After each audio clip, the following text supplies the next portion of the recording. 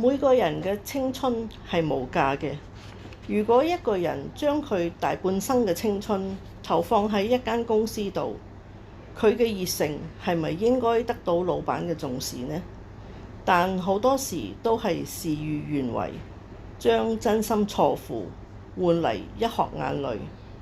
話說有一位美國老伯喺一間工廠度做咗42年，仲係拎緊最低工資。喺42年間，從未缺席，盡忠職守，默默耕耘。後嚟做到退休，老闆話為表謝意，特意為佢送嚟2份大禮，所有同事都為佢高興。其中有一位更加拍低佢拆禮物嗰一個重要時刻，老伯亦都懷住興奮嘅心情去接受呢份厚禮。但當佢拆開個禮盒嗰一刻，神情大失所望，所有人都鴉雀無聲。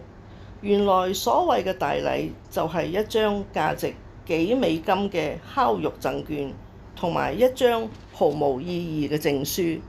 咁嘅出手簡直係奇恥大辱，個老闆吝嗇嘅程度令人心寒。所有同事都戥呢個老伯唔抵。為佢拍片嗰位同事將段片放上社交媒體，引起好大嘅迴響。有人發起募捐活動，希望可以改善佢退休後嘅生活。最後籌到59000蚊美金嘅款項，折合港幣46萬。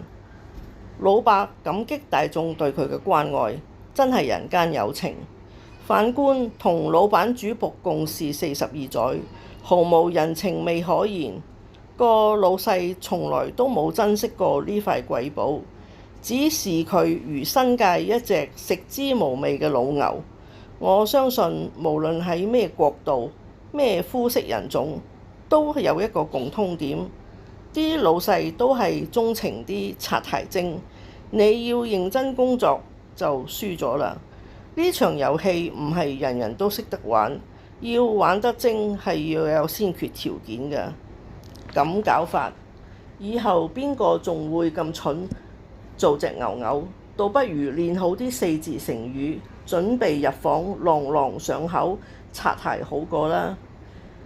唉，呢個世界真係末日咯！唔明點解認真做嘢反而係唔啱，係咩邏輯嚟㗎？